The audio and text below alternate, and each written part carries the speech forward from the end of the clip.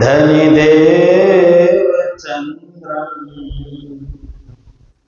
ब्रजेश रूपेण प्लुरापि जातम् प्रवेश्य प्राप्तं प्रियप्राणनाथं परेश पुरणं सततं नमामि। ब्रह्म प्रिया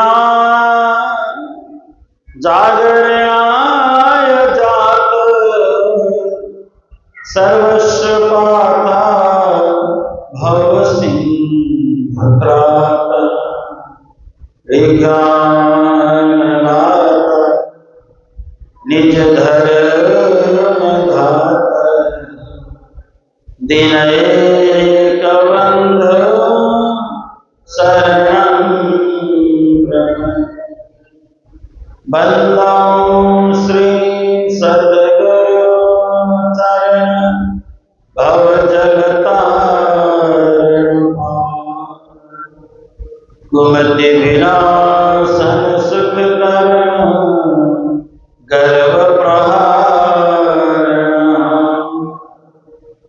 करुणा सागर अमित गुण चरण कमल के माही सुखकारी शीतल सदा सद्गुरु पद के छाई। ब्रह्मानंद परात्पर सुसतगुरु निज रूप परम पार सुख देते हैं सुंदर रूप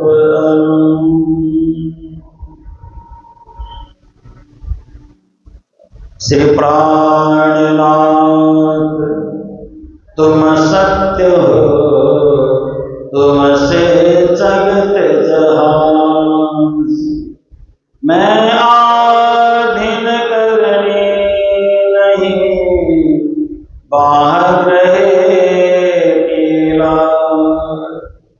प्रथम लागू दो चरण को धनिये न छुड़ाइयो छी लाख तले लाल हेरिया मेरे जीव के ही जीवन ये चरण निमखना छोड़िए राखे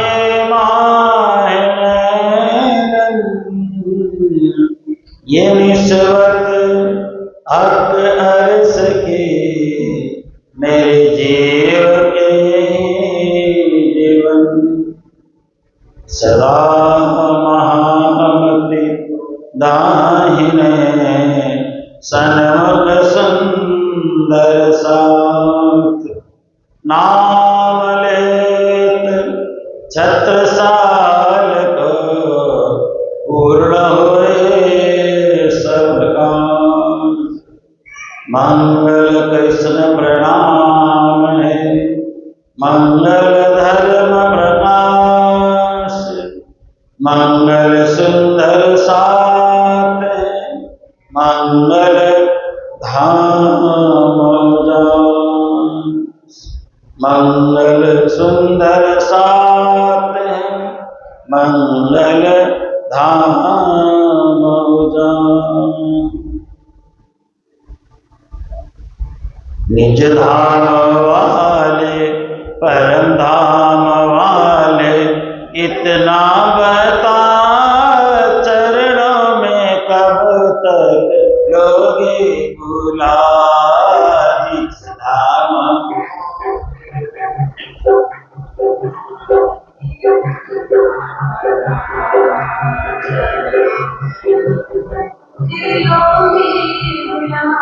और निज धाम वाले ओ परम धाम वाले इतना बता चरणों में कब तक लोगे बुला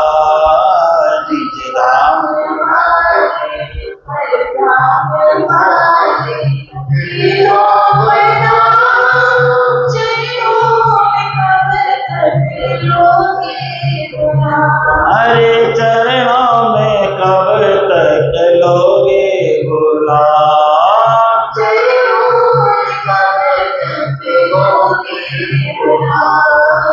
तेरी माया से घबराया है मन, घबराया है मन, तेरी माया से घबराया है मन, घबराया है मन।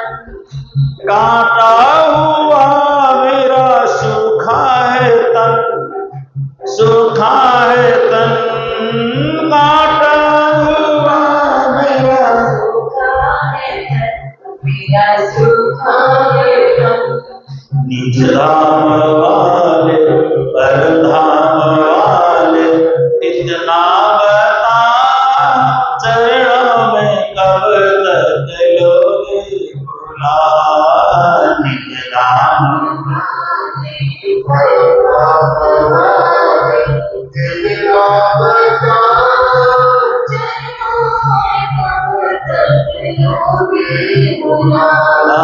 निज धाम वाले परधाम वाले इतना बता, चरणों में कब तक लोगे गुलाब, चरणों में कब तक लोगे, अरे चरणों में कब तक लोगे गुलाब, चरणों में।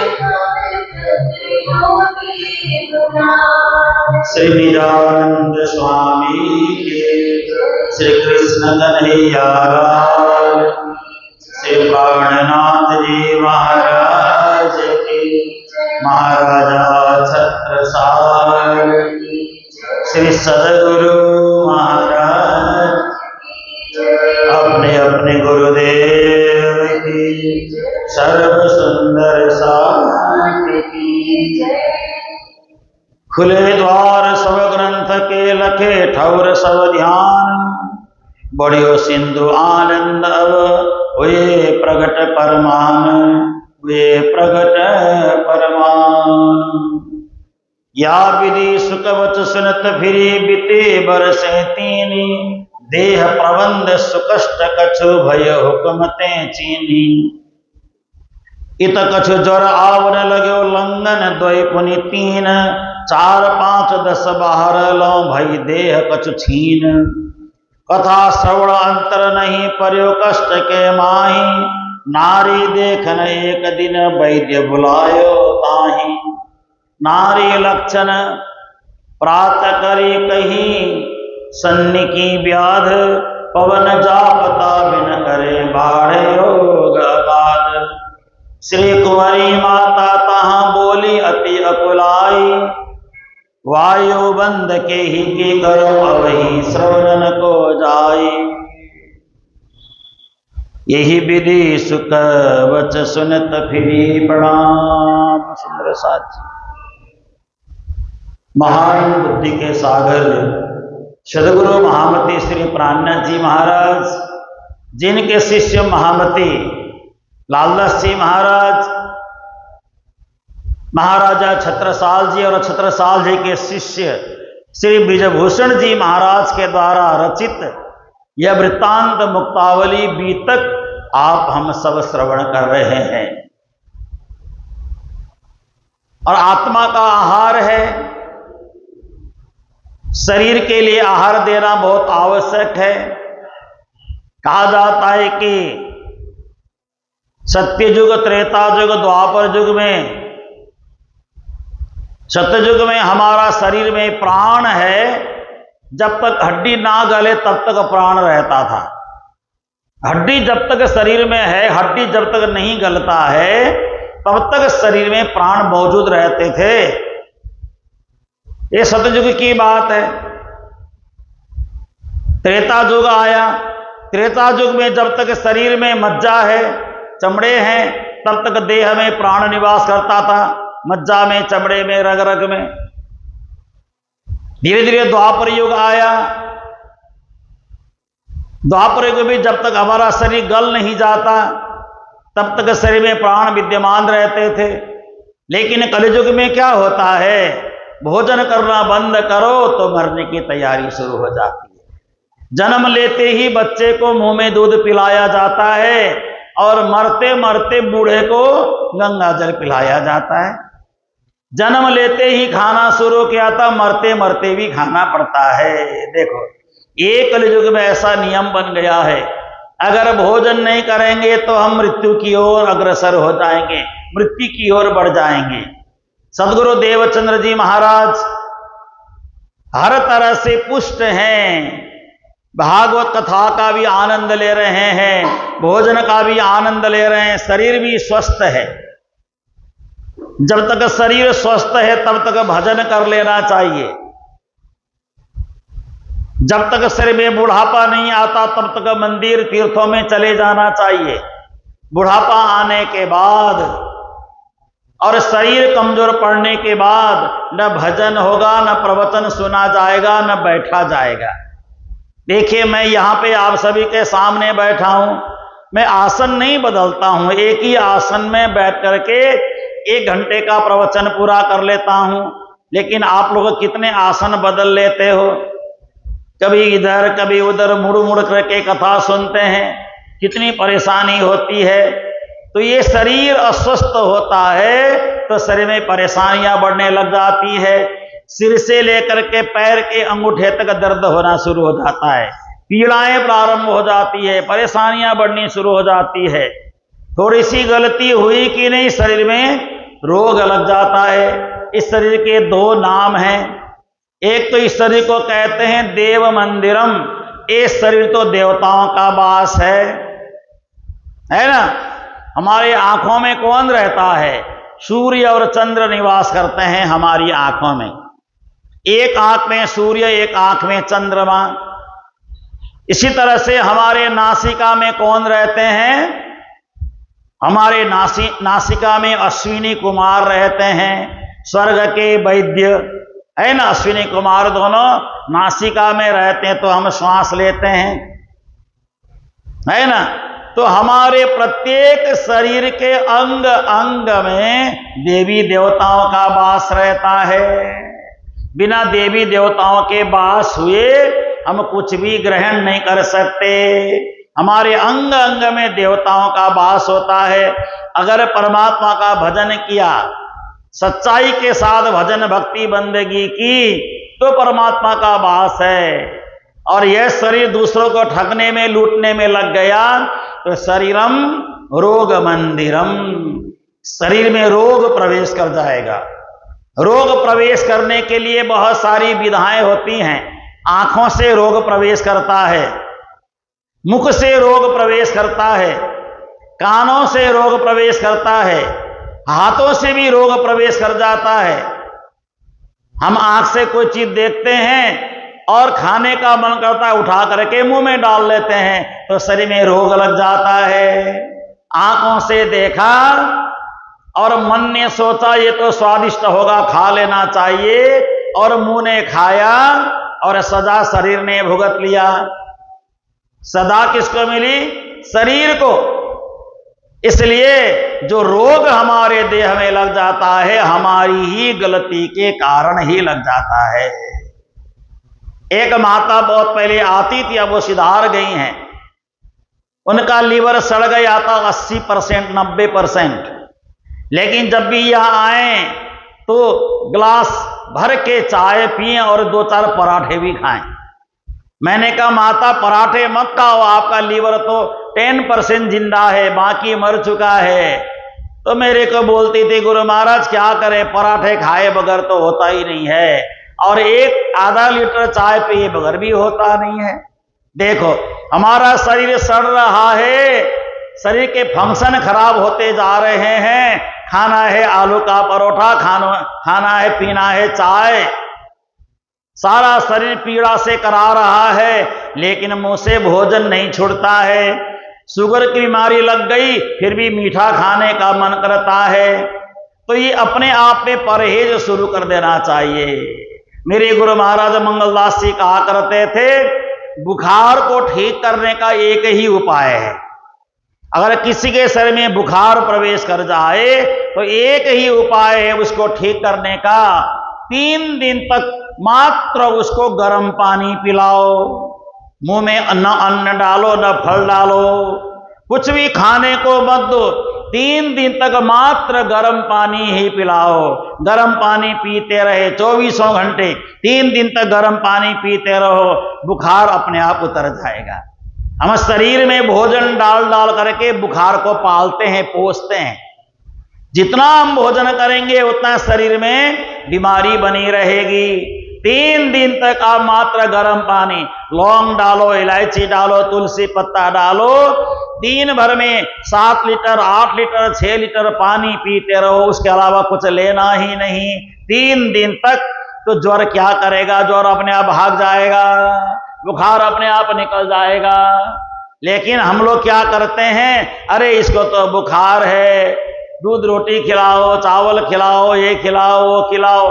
जितना हम भोजन करेंगे बीमारी को उतनी पुष्टि मिलती है।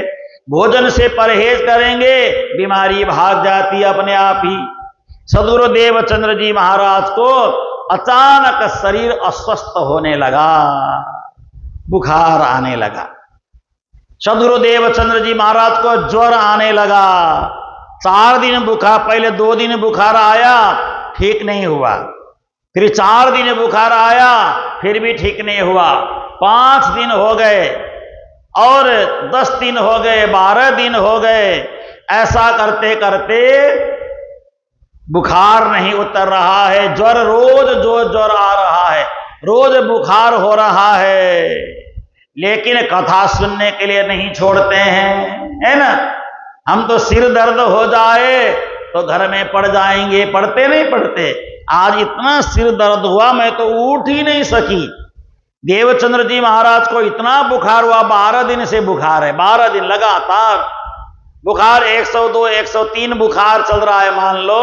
लेकिन कथा में चले जाते हैं, लाठी लेते हैं, कान बंद कर लेते हैं, कपड़ा लपेट लेते हैं सिर में और लाठी लेकर के कथा में चले जाते हैं। 40 वर्ष के होने वाले सद्गुरु देवचंद्र जी महाराज कथा भंग नहीं करते हैं, है ना। कई बार होता है ना, आज कथा में क्यों नहीं आए, अरे क्या बताएं, इतना सिर दुख रहा था, सिर दुख रहा था, कान तो नहीं दुख रहा था ना। कथा तो कान से सुनना था, सिर ने थोड़ी सुनना है कथा। कथा तो कान से सुननी, आ जाते सुनने में, है ना। सिर का कोई काम ही नहीं है कथा में, कान का काम है। कान तो बिल्कुल ठीक है, कान पक जाए तो फिर मुश्किल है ना। सुनना बंद हो जाए फिर मुश्किल है। इसलिए कथा श्रवण बंद नहीं किया। तो नारी देखने के लिए वैद्य को बुलाया गया।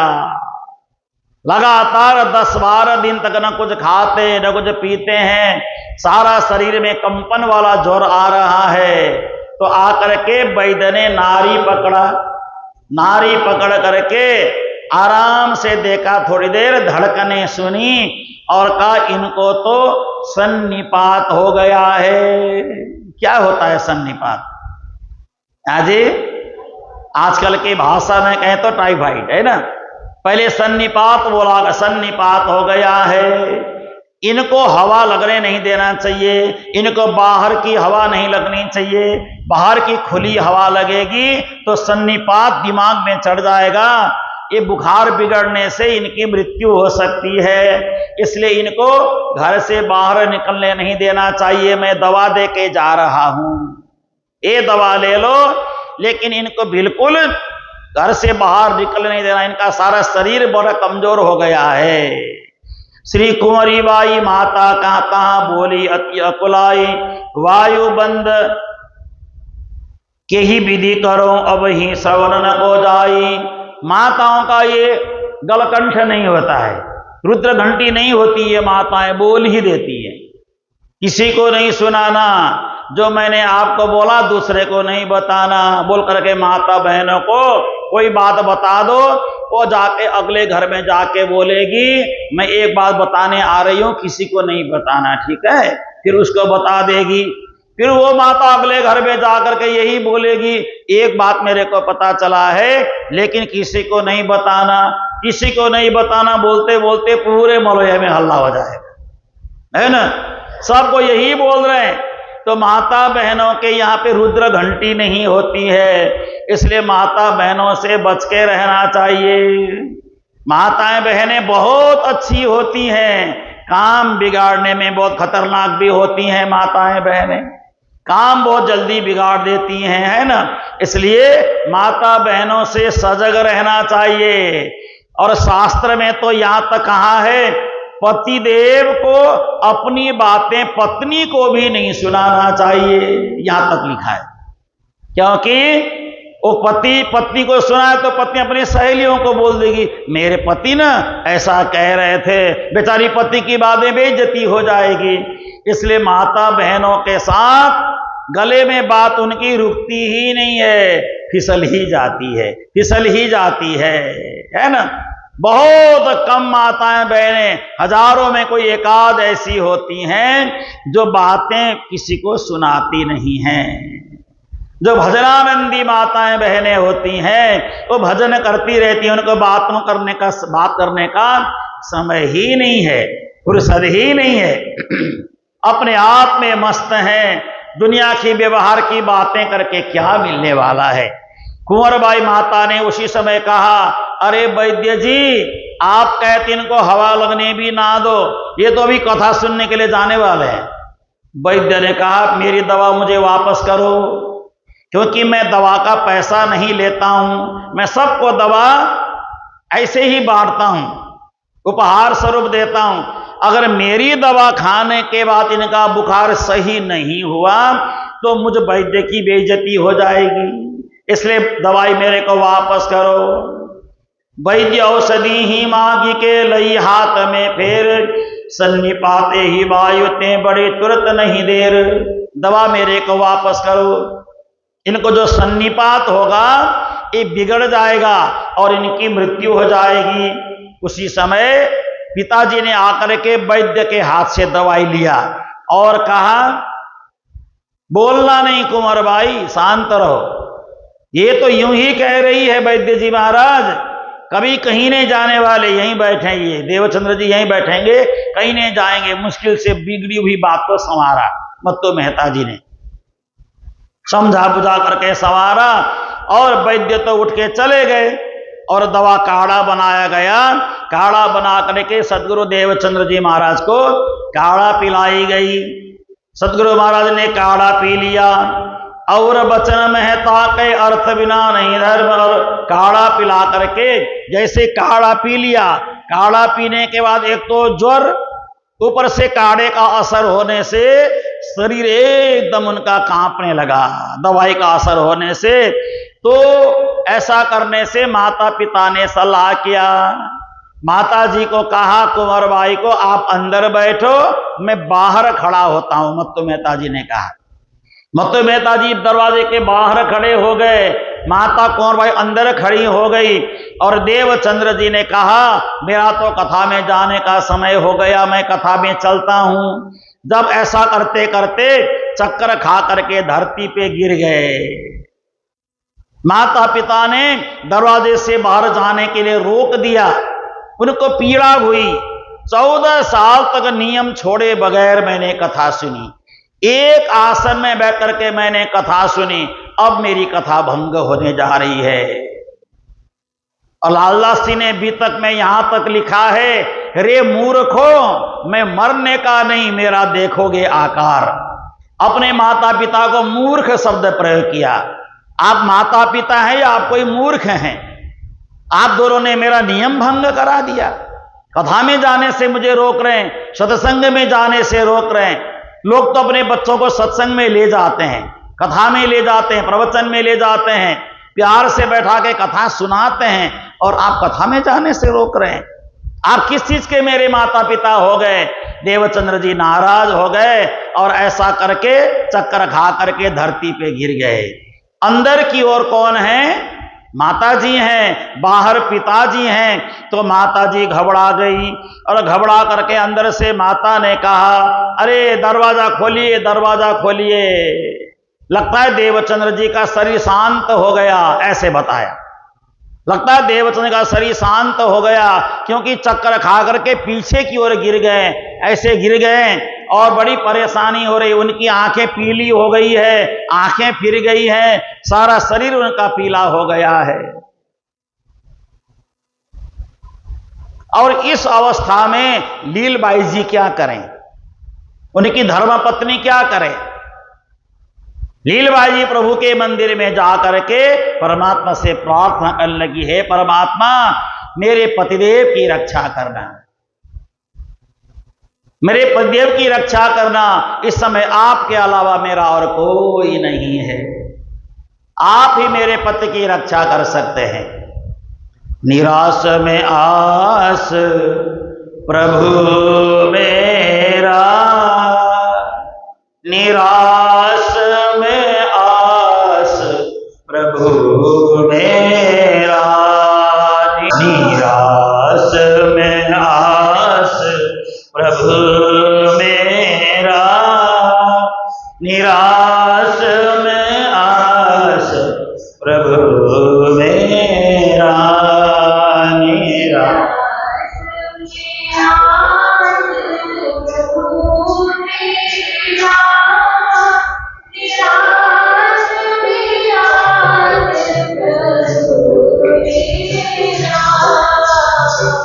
दुख के दिन से क्यों घबराऊं,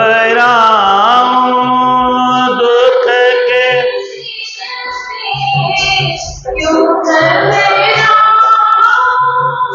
हंसते हंसते क्यों न बिताऊं, हंसते हंसते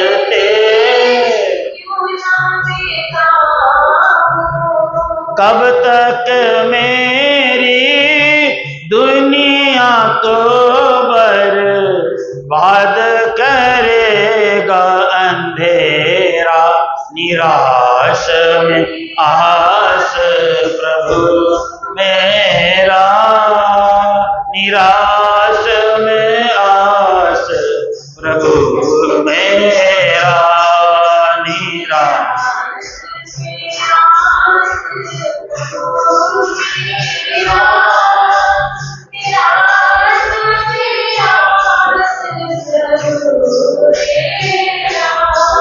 विधाता तेरे दिल में क्या है समाया, विधाता तेरे दिल में क्या है समाया, मेरा प्राण प्यारा है मुझसे छुड़ाया, मेरा प्राण प्यारा मुझसे छुड़ाया, विधाता तेरे दिल में क्या है समाया, विधाता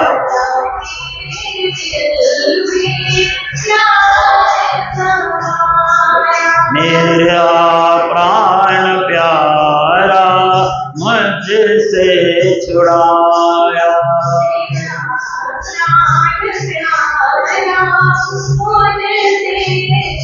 मुझसे छुड़ाया, मुझसे छुड़ाया, मुझसे छुड़ाया, मुझसे छुड़ाया, मेरा प्राण प्यारा मुझसे छुड़ाया, मेरा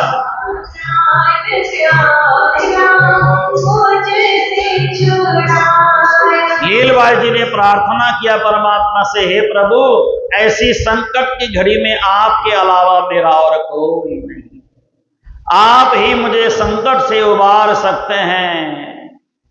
हे विधाता तुम्हारे दिल में ऐसा क्या समाया।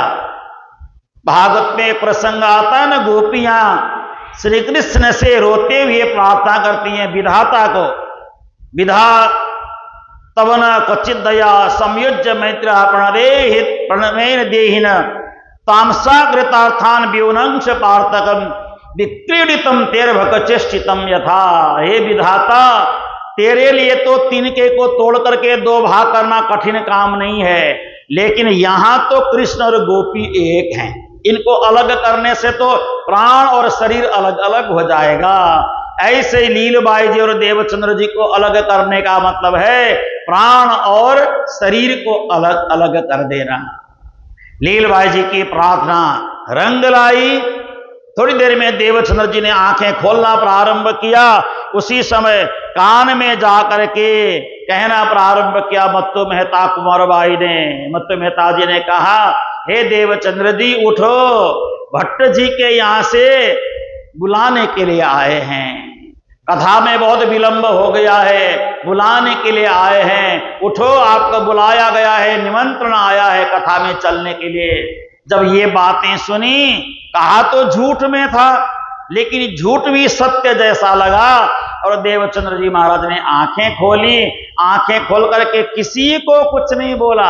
आंखें खोली और आंखें खोल करके चुपचाप से अपने कान में सब कपड़ा बांधा, लाठी लेकर के चुपचाप चल पड़े। किसी को कुछ नहीं बोला। किसको दोष दें? कौन दोषी है यहां पे? किसको दोषी माने? पिताजी कहते हैं, देखो देवचंद्र, देह राखे तो धर्म है। देह की रक्षा करेंगे तो ही हम धर्म कर पाएंगे। लेकिन देवचंद्र जी महाराज कहते हैं, नहीं पिताजी, धर्म रखेंगे तो देह का रखना फायदा है। धर्म के बगैर का शरीर रखने से क्या लाभ है? जिस शरीर से हम धर्म ही ना कर पाए, भक्ति ही ना कर पाए, ऐसा शरीर रखना ही व्यर्थ है। देखिए देवचंद्र जी की मति कहां है, और माँ बाप की बुद्धि है अपने परिवार में, बच्चों में। माँ बाप तो यही सोचते हैं मेरी बेटी जाए बाहर में, शादी करके भेज दो। रोए धोए, दुख हो सुख हो, सब उसके कर्म का फल है, उठा के पटक देंगे। ये तो माँ बाप का काम है। लेकिन जो दर्द और पीड़ा परेशानी बेटी भोगेगी वो तो बेटी ही जानती है ना। इसलिए बिना सोचे समझे कोई कदम नहीं उठाना चाहिए। सोच समझ करके कदम उठाओ, आगे जा करके सुखी हो, संपन्न हो। उससे अच्छा तो घर में माँ बाप के पास बैठी है, कम से कम बच्ची परेशान होते हुए तुम नजरों से नहीं देखेंगे। घर में रहेगी आराम से, क्या फर्क पड़ता है? बेटा बैठा, बेटी बैठी है, दोनों में क्या अंतर है? लेकिन लोग सोचते हैं कि नहीं, बेटी तो पराए घर की है, इसको तो शादी करके भेजना ही होगा, दुख सुख उसके कर्म में होगा, मिल जाएगा, बस यूं कह करके पल्ला झाड़ लेते हैं। लेकिन ऐसा नहीं होना चाहिए। बेटी की विदाई करते समय माँ बाप को यह कहना चाहिए, बेटी ये तेरा घर है, वो तेरा ससुराल है। याद रखना, तेरे जीवन में कभी समस्या संकट आए तो हम हैं, हम बैठे हैं यहाँ पे, लेकिन अपने ससुराल में परेशान नहीं होना। ये बेटी को शिक्षा दो। बेटी को ये ना कहो जीना मरना सब उसी घर में, ऐसा मत बोलो। नहीं बिटिया, ये माँ बाप का घर तेरा असली घर ये है, हमने तेरे को जन्म दिया है। अगर कोई समस्या हो तो हम बैठे हैं, कोई परेशानी हमारे सामने तेरे को नहीं आनी चाहिए, ताकि उसको हिम्मत दे करके भेजो विदाई करते समय। तो मेरा कहने का मतलब है, ये नहीं सोचना चाहिए बेटी को उठा करके फेंक दिया, चलो जहां मर्जी जाए, सुखी रहे दुखी रहे, उसकी किस्मत है। क्या अंतर है बेटा बेटी में? बेटा भी 9 महीना गर्भ में रहा मां के, बेटी भी 9 महीना ही गर्भ में रही, क्या अंतर है? क्या बेटा 10 महीना रहा, बेटी 8 महीने रही? ऐसा तो हुआ नहीं। और एक ही मां के गर्भ से दोनों बच्चे जन्म लेते हैं, तो दोनों में क्या भेद है, क्या अंतर है? और इसीलिए मैं अक्सर लोगों को यह भी कहता हूं, बेटी तो कहीं भी जाएगी, माँ बाप को जीवन में कभी नहीं भूलती है, लेकिन बेटा विवाह के बाद माँ बाप को भूल भी सकता है, अपने उलझन में उलझ करके माँ बाप को नकार भी सकता है। लेकिन बेटी तो सदा माँ बाप को याद करती है। तो धन्य है कि जिसके घर में पुत्री है, धन्य है जिसके घर में बेटी है। ये हमें ये सोचना चाहिए। अब देखिए, प्रसंग कुछ और था, लेकिन बीच में थोड़ा सा मेरे को यह कहना पड़ा प्रसंग बस। देखिए सदगुरु देवचंद्र जी महाराज अगर अब थोड़े सही हो रहे हैं तो माता लीलबाई जी के कारण। लीलबाई जी की भक्ति रंग लाई। अपने पति को बचाने के लिए उन्होंने भोजन त्याग दिया, अन्न त्याग दिया, जल त्याग दिया और परमात्मा से प्रार्थना करने लगी। परमात्मा ने सती माता की प्रार्थना सुन ली, साक्षात सती देवी हैं, प्रार्थना सुन ली। देवचंद्र जी ठीक होने लगे थोड़े, और आगे आगे देवचंद्र जी महाराज जा रहे हैं लाठी लेकर के, पीछे पीछे मत्तू मेहता जी जा रहे हैं, कहीं रास्ते में बेटा गिर न जाए, पड़ न जाए, परेशान न हो जाए। और सीधा पहुंच गए कहां पे? श्याम जी के मंदिर में। मंदिर में पहुंचने के बाद मेहता बोले तब बचन, दियो कृष्ण सुत एक, सुसौंपन श्री कृष्ण को मन धरी आयो नेक। मंदिर में जाकर कहा, हे श्री कृष्ण, हे भट्ट जी महाराज, ये एक बेटा मेरे को मिला था परमात्मा की कृपा से, यही एक ही बेटा है मेरा, लेकिन आज यह बेटा मैं श्री कृष्ण को अर्पण करने आया हूं। जिएगा तो श्री कृष्ण के लिए, मरेगा तो श्री कृष्ण के चरणों में जाएगा। अर्पण करने के लिए आया हूं, जिए या मरे सब परमात्मा के चरणों में अर्पण करने आया हूं। तो भट्ट जी ने कहा, हमें पहले बता देते, मैं घर में आके कथा सुना देता। देवचंद्र जी, इतना परेशान होने की क्या जरूरत पड़ गई आपको? एक दिन दो दिन की बात थी, मैं घर में आके सुना देता। तो उस समय श्री देवचंद्र जी महाराज ने कहा, त्रिसावंत नर होई जो, चाह चलो सर पास, जल नहीं चली आवे कहां पूजे यही विधियास। जो त्रिखावंत व्यक्ति होता है ना, जिसको प्यास लगती है, वही तालाब में जाके पानी पीता है। तालाब चल करके प्यासे के पास कभी नहीं आता। हमें कुएं में जाना पड़ता है, हमें नलके के पास जाना पड़ता है, हमें तालाब में, नदी में जाना पड़ता है। प्यास मुझे लगी है, चाह मुझे है। देवचंद्र जी महाराज कहते हैं, हे गुरु महाराज, श्रोता तो मैं हूं, मुझे आपके पास आना चाहिए, न कि आप मेरे पास आए। आप तो अथाह सागर हैं ज्ञान के, मैं आपके पास आके कथा सुन सकता हूं, लेकिन गलती से भी आप अगर मेरे पास आके कथा सुनाते, मेरी निष्ठा खत्म हो जाती, मेरी श्रद्धा वहीं समाप्त हो जाती। अब सदगुरु देवचंद्र जी महाराज को वहां रख करके मत्तू मेहता जी लौट गए। श्री देवचंद्र जी महाराज ने कथा सुनी, आराम से कथा सुन के अकेले घर में पहुंच गए। दरवाजे में खड़ी इंतजार कर रही है श्रीमती लीलबाई जी, इंतजार कर रही है पति का, आते हैं तो कहीं गिरेंगे नहीं, पहुंचेंगे कितने बजे, क्या है ना, इंतजार कर रही हैं। जैसे पतिदेव आ गए, उनका हाथ पकड़ करके अंदर ला करके बिस्तर में लिटाया। देवचंद्र जी महाराज ने कहा, नहीं अब मैं लेटूंगा नहीं, अब मैं सोऊंगा नहीं, अब मुझे अच्छा लग रहा है, अब मुझे बड़ा अच्छा लग रहा है, लगता है कि मैं ठीक हो रहा हूं, ऐसा लग रहा है मेरे को। ऐसा करते करते तो देवचंद्र जी महाराज को लीलबाई जी ने पूछा, आपको क्या आहार लेने का मन है? जो तुम खिलाओगे वही पालेंगे हम तो, जो तुम प्यार से बना के दोगे वही प्रसाद पालेंगे। और माता लीलबाई जी ने दाल का पानी बनाया, है ना, दाल है और ये काले चने हैं, इन सब को उबाल करके इसका रस बना करके कटोरी में भर के चम्मच से पिलाया। दाल का पानी पिया, काले चने का पानी पिया, सब्जी का रस पिया। धीरे धीरे शरीर में ऊर्जा बढ़ने लगी, शरीर थोड़ा तंदुरुस्त होने लगा। फिर हल्का फुल्का खिचड़ी वगैरह लेना प्रारंभ किया। और ऐसा करते करते अब श्री देवचंद्र जी बुखार ठीक होने के कुछ दिन और गुजर गए। तो एक दिन बड़ा आश्चर्य हुआ, देखिए बड़ी अद्भुत घटना घटी यहाँ पे। क्या घटी? अब संवत 16 से अधिक 87 अपार, कृष्ण पक्ष आश्विन सही, रिक्ता तथी इतवार। ध्यान से सुनना, विक्रम संवत 1678 को, प्राण जी का जन्म कब हुआ? 75 को। 76, 77, 78 3 साल गुजर गए। आश्विन के माह में कृष्ण पक्ष के रिक्ता तिथि दिन रविवार का था। जैसे आज का दिन है ना, ऐसे रविवार का दिन था। और सुनता भागवत प्रेम सो पुलकित रोम प्रभाव। और कथा सुन रहे हैं, नेत्र बंद करके कथा सुन रहे हैं सदगुरु देवचंद्र जी महाराज, आंखें बंद करके कथा सुनते हैं। और ऐसे भर के कथा आराम से सुनते सुनते एकदम रोम रोम उनका जाग गया, रोम रोम जैसे खड़े हो गए, रोमांचित हो गया सारा शरीर। और शरीर में गर्माहट सी आ गई, जैसे कोई गर्म हवा लग रही हो, ऐसी अनुभूति सद्गुरु देवचंद्र जी महाराज को हुआ। उसी समय एक अद्भुत घटना घटी। देवचंद्र जी महाराज ने एकदम नेत्र को जैसे खोला तो सामने एकदम पहले बिल्कुल अंधेरा छाया उस कथा मंडप में, चारों ओर अंधेरा छाया। उस अंधेरे के बीचों बीच से एक दिव्य ज्योति निकल करके श्री कृष्ण सामने आकर मूर्ति किशोर सर्वज्ञ नाम अति गौरव वरण छवि तेज धाम बहु ज्योति पुंज बरन्यो न जाई रही निरखी नयन द्युति में समाई। बोलो कृष्ण कन्हैया लाल की।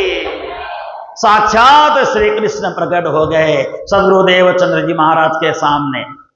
जैसे श्री कृष्ण प्रकट हो गए, श्री कृष्ण को देख करके सद्गुरु देवचंद्र जी महाराज ने श्री कृष्ण को कहा, राम राम कृष्ण जी, ऐसा बोला। हाँ जी, क्या बोला होगा? आप सभी को मैं पूछ रहा हूं, कृष्ण जी को क्या बोला होगा देवचंद्र जी महाराज ने? प्रणाम बोला होगा ना। देवचंद्र जी महाराज ने सबसे पहले कृष्ण जी को झुक करके सिर जमीन में रख करके प्रणाम किया। जैसे श्री कृष्ण को प्रणाम किया तो देवचंद्र जी क्या बन गए? कृष्ण प्रणामी बन गए। बोलो कृष्ण प्रणामी धर्म की। लोग बोलते हैं ना कृष्ण प्रणामी हम कैसे बने, तो मैं तो यही उदाहरण देता हूं। देवचंद्र जी ने कृष्ण जी को प्रणाम किया तो सबसे पहले कृष्ण प्रणामी कौन बन गए? श्री देवचंद्र जी महाराज बन गए। अभी तक उनका नाम देवचंद्र है, अभी नाम बदला नहीं है उनका। श्री देवचंद्र जी महाराज श्री कृष्ण और सामने खड़े हो गए। धरती से थोड़े ऊपर हैं श्री कृष्ण, दिव्य ज्योति के बीच में श्री कृष्ण खड़े हैं और नीचे निहार रहे हैं श्री देवचंद्र जी को। देवचंद्र जी ऐसे हाथ जोड़ करके बैठे हैं, घुटने टेक करके, जैसे अर्जुन श्री कृष्ण के सामने अर्जुन है। उनकी तस्वीर देखी होगी ना, यही छवि श्री देवचंद्र जी और श्री कृष्ण की हो गई। ऐसे श्री कृष्ण को देख करके अपलक देखते रहे श्री कृष्ण को। श्री कृष्ण कैसे हैं? रंग काश्मीर सुथन सुदेशा, रंग काश्मीर सुथन सुदेशा, इमी वस्त्र पंच करिमूल वेशा, बहु अलंकार मणि जटित है लेखी, पति दोई स्वरूप को परख देखी। केसरी रंग का इजार है, श्वेत रंग का जामा है, मूल भाग के परिवेश में पंच वस्त्र पहन करके श्री कृष्ण वहां पे आए हैं, जैसे रास के समय श्री कृष्ण ने पहना था। रास के समय जैसा वेश श्री कृष्ण ने धारण किया था, उस देश में श्री कृष्ण आ गए। और श्री कृष्ण ने पूछा देवचंद्र जी महाराज को, क्या पूछा? तो यहां कहते हैं, हे देवचंद्र जी मुझे पहचाना? ऐसा, क्या मुझे पहचाना? ऐसा बोल के पूछा। तो देवचंद्र जी महाराज को क्या बोलना चाहिए? क्या बोलना चाहिए श्री देवचंद्र जी महाराज को? देवचंद्र जी ने उसी समय देख करके कहा, हां मैंने आपको पहचाना, मैंने आपको पहचाना। तो श्री कृष्ण ने कहा मैं कौन हूं? तो श्री देवचंद्र जी महाराज ने कहा, आप मेरे धाम के धनी हैं, मेरे मालिक हैं, ऐसा बोला। बोलो श्री सद्गुरु महाराज की। आप मेरे धाम के धनी, मेरे मालिक हैं, ऐसा बोला। अच्छा इतना ही जानते हो, मुझे तो पहचान लिया ना। क्या किस रूप में पहचाना? आप मेरे पति हैं, आप मेरे आत्मा के मालिक हैं, आप मेरे आत्मा के अधिपति हैं। अच्छा इतना तो जान लिया ना, अब बाकी सब मैं बताने वाला हूं। देखो कई बार लोगों के दिल में शंकाएं होती हैं, श्री कृष्ण को और देवचंद्र जी को लेकर के शंकाएं होती हैं। तो यहाँ पे देवचंद्र जी महाराज ने कहा, मैं आपको पहचानता हूं। कौन है? आप मेरे आत्मा के मालिक हैं, आप मेरे आत्मा के मालिक हैं। तो यहाँ पे कहते हैं, पुनि जानी परत नहीं कितनी वासा। मुझे एक बात बताओ, आपका निवास स्थान कहाँ है? आपका घर कहाँ है? दूर है या नजदीक है? सारी बातें मुझे बताओ। तो देवचंद्र जी ने कहा, मैं इतना ही जानता हूं, आप मेरे आत्मा के मालिक, आत्मा के अधिपति हैं, बाकी मुझे कुछ नहीं पता। देवचंद्र जी महाराज सोचने लगे, अगर मैंने कुछ बोल दिया, गलती हो गई तो श्री कृष्ण के आगे बोलना कोई हंसी मजाक की बात तो है ही नहीं। साक्षात श्री कृष्ण प्रकट हो गए, उनकी छवि से तो सारा जगत चकरा जाता है। अपने शक्ति को छीन करके आते हैं ना भगवान धरती में। जब भगवान धरती में आते हैं तो शक्ति को अंश मात्र लेके धरती में आते हैं, नहीं तो परमात्मा अगर धरती में चरण रखते हैं ना, धरती सहन नहीं कर पाती, धरती विस्फोट हो जाती है। परमात्मा की शक्ति तो अनंत अनंत अनंत है, उदाहरण नहीं दे सकते। कृष्ण की शक्ति इतनी ज्यादा है, जैसे आकाश में एक सूर्य की गर्मी हमें कितना महसूस हो रही है एक सूर्य की गर्मी से, ऐसे अनंत अनंत सूर्य की तरह आभा श्री कृष्ण के श्री विग्रह में है। तो आप अंदाजा लगाओ, एक सूर्य की गर्मी से हम हाय तौबा मचा रहे हैं, अनंत अनंत सूर्य की रोशनी श्री कृष्ण में है। तो धरती में अगर श्री कृष्ण चरण रखेंगे तो ब्रह्मांड सहन नहीं कर पाएगा और ब्रह्मांड का विस्फोट हो जाएगा। इसलिए परमात्मा को क्या करना पड़ता है? अपनी शक्ति को समेट करके एकदम सामान्य बन करके धरती में परमात्मा को आना पड़ता है ना। सामान्य बन करके, मनुष्य की तरह बन करके आना पड़ता है।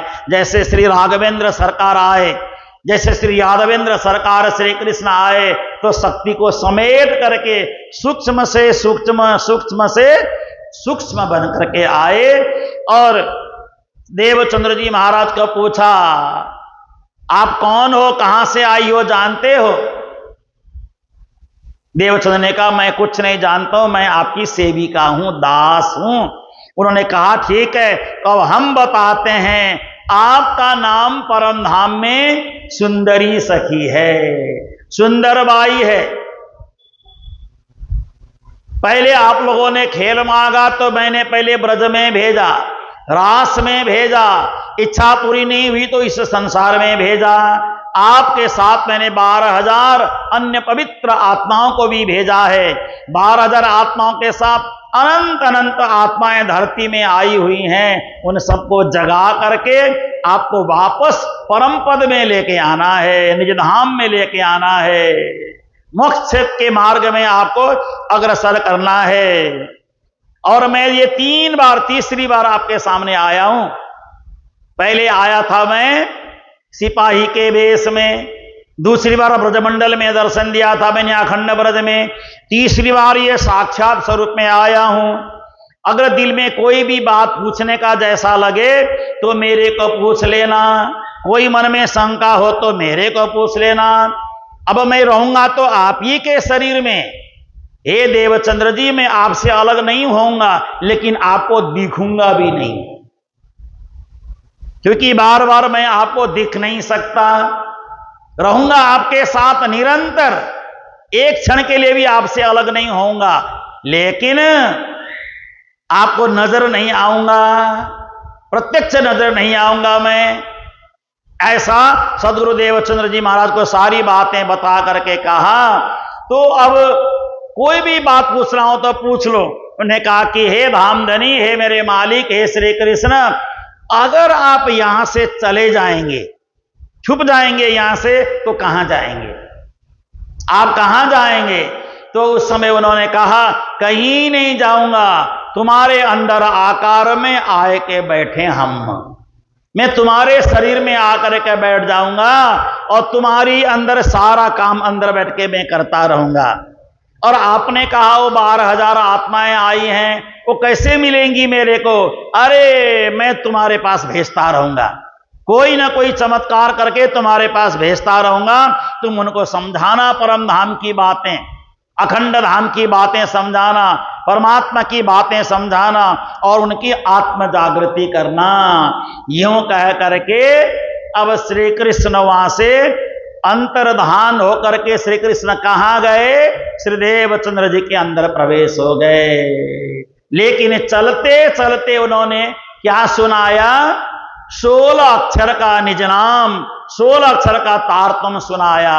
और तारतम आप हम सब जपते हैं, निज नाम श्री कृष्ण जी अनादि अक्षरातीत। बोलो श्री प्राणनाथ प्यारे की, कृष्ण कन्हैया लाल की।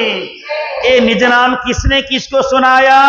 सदगुरु देवचंद्र जी महाराज को और ब्रह्म अनादि अक्षरातीत श्री कृष्ण ने सुनाया। अब हमारे पहले गुरु कौन बन गए? हमारे पहले गुरु श्री कृष्ण बन गए।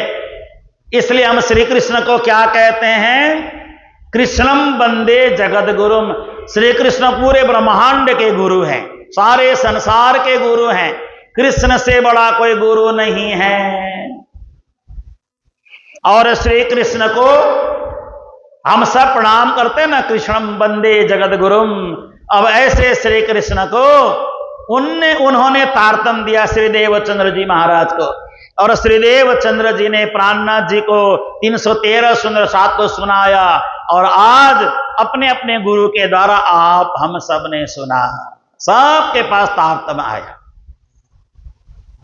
इसलिए कहते हैं ना बाणी में प्राणनाथ जी, निज नाम सोई जाहिर हुआ, सब दुनि राह देखत।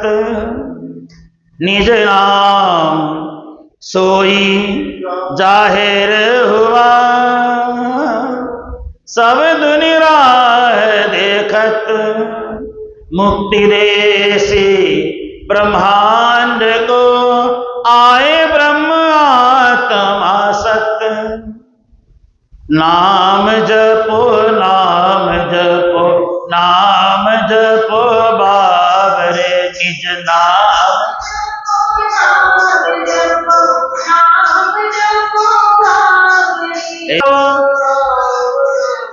नाम जपो बाबरे, निज नाम जपो नाम जपो नाम जपो बाबरे, निज नाम जपो नाम जपो नाम जपो।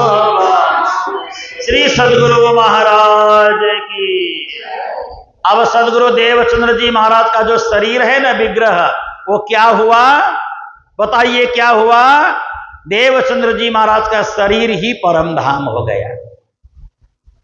देवचंद्र महाराज का शरीर ही परम धाम हो गया। इतना दिव्य शरीर जिसमें श्री कृष्ण ही स्वयं प्रवेश हो गए। अब क्या बचा? जब परब्रह्म परमात्मा श्री कृष्ण जिस शरीर में प्रवेश हो जाते हैं, वह शरीर ही परम धाम बन जाता है, निज धाम बन जाता है। बैठो स्वरूप जहां हृदय धाम, अब सिद्ध भय सब साथ काम। तब लखी प्रपंच लीला प्रत्यक्ष, यही देह रूप की प्रगट अक्ष। अब सदगुरु देवचंद्र जी महाराज को परम धाम जलजलाकार दिखने लगा। धाम तालाव कुंज बन जोहे, माणिक नेहरे बन की सोहे। पश्चिम चौगान बड़ा बन कहिए, पुखरा जी जमुना जी लइये। 8 सागर 8 जिमिये, 25 पक्ष धाम धनी के। देवचंद्र जी महाराज को परम धाम भी दिखने लग गया, कृष्ण जी साक्षात दिखने लग गए, रास लीला नजर आने लग गया, ब्रज लीला नजर आने लग गया देवचंद्र जी महाराज को। जैसे नेत्र बंद करके खोलते हैं, सामने दिव्य परम धाम का स्वरूप नजर आ जाता है। तो हमारे सदगुरु देवचंद्र जी महाराज कोई सामान्य व्यक्ति नहीं है, कोई सामान्य मनुष्य नहीं है। साक्षात श्यामा जी के स्वरूप और उनके अंदर श्री कृष्ण प्रवेश होकर के ज्ञान बांटा है उन्होंने संसार में। तो देवचंद्र जी महाराज को क्या बोलते हैं? अपने एक चौपाई बोलते हैं ना, मंगलाचरण बोलते समय, सो बुद्ध जी बुद्ध जागृत ले प्रगटे पूरी नौतन, बोलो नौतनपुरी धाम की। तो देवचंद्र जी के अंदर जागी हुई जागृत बुद्धि प्रवेश हो गई और नौतनपुरी धाम में जागृत बुद्धि वाले देवचंद्र जी प्रकट हो गए। ऐसे श्री देवचंद्र जी महाराज की बड़ी अद्भुत लीला है, माधुर्य लीला है। और ये तारतम मंत्र है ना, इस तारतम मंत्र में 4 चीज है, नाम, रूप, लीला और धाम। क्या क्या है समझ रहे हैं? नाम, नाम क्या है? निज नाम श्री कृष्ण जी। रूप क्या है? परमात्मा का रूप स्वरूप। लीला क्या है? ब्रज की लीला, रास की लीला और परम धाम की लीला। और धाम, परम धाम 25 पक्ष। देवचंद्र जी के अंदर नाम भी समा गया, रूप भी समा गया, लीला भी समा गया, धाम भी समा गया। ये बड़े आश्चर्य की बात है। तो देवचंद्र जी का शरीर कोई सामान्य शरीर नहीं है, शब्दातीत वाणी उनके अंदर जागृत हो गई और तारतम का जो गहरा से गहरा ज्ञान है अब सब अंदर से जागने लग गया, सब अंदर से प्रकट होने लग गया। और उधर इंद्रावती यानी प्राणनाथ जी का जन्म कल हो गया। अब प्राणनाथ जी इस समय 3 साल के हो गए, देखिए 3 साल के प्राणनाथ जी हो गए। इधर देवचंद्र जी महाराज कितने साल के हो गए? 40 वर्ष के हो गए। 40 वर्ष की उम्र में जाकर के ज्ञान मिला। तो कभी कभी हम लोग सोचते हैं ना, हम लोगों को बोलते हैं गुरु महाराज निज नाम जप करते करते 10 साल निकल गए, लेकिन अभी तो राज्य के दर्शन होते ही नहीं है। इतना जल्दी कहां परमात्मा के दर्शन होने वाले? मन पवित्र करो, हृदय पवित्र करो, अपने आप को शुद्ध करो, सब विकारों को त्याग दो, निर्मल बन जाओ तो परमात्मा के दर्शन होंगे, है ना। निर्मल हुए बगैर परमात्मा कहां हमारे अंदर प्रवेश करने वाले हैं। आइए इन्हीं शब्दों के साथ आज के बीतक चर्चा को यही विराम दे रहे हैं। कल गांग जी भाई के साथ देवचंद्र जी का मिलन कैसे होगा और गांग जी भाई अपना घर देवचंद्र जी को ही अर्पण कर देंगे और उसके बाद सदगुरु देवचंद्र जी महाराज कैसी कैसी लीलाएं करते हैं। अब देवचंद्र जी ब्रज की बातें करते हैं तो ब्रज की लीलाएं वहां घट जाती है। देवचंद्र जी महाराज बोलते हैं कि गोपियों ने इस तरह से ग्वाले दूध निकालते हैं, दही जमाते हैं, मक्खन निकालते हैं, बोलते हैं ये प्रवचन सुनाते हैं। सुबह देवचंद्र जी के पलंग के नीचे गांग जी भाई ऐसे देखते हैं तो पलंग के नीचे से मटकी निकलती है, उसमें क्या निकलता है? मक्खन और दही। ये अद्भुत अद्भुत लीलाएं आज से 500 साल पहले घटी है। प्रत्यक्ष रूप में ये सारी बातें आप सभी को सुनाते जाएंगे। आज के प्रश्न को यहीं पर विराम करते हैं और हम सब बड़े सौभाग्यशाली हैं। साल में एक बार अपने सद्गुरुओं की जीवनी इस प्रकार से सुंदर रीति से श्रवण करने का अवसर हमें प्राप्त होता है और ऐसा करते करते समय तो गुजर ही जाता है, लेकिन जो समय निकल जाए अच्छे काम के लिए वही बढ़िया है। आइए चौपाई दोहराते हैं, फिर जयकारे लगाते हैं। सतगुरु सब विधि यो कही, छत्र साल प्रति जौन, ब्रज भूषण लव सोलयो,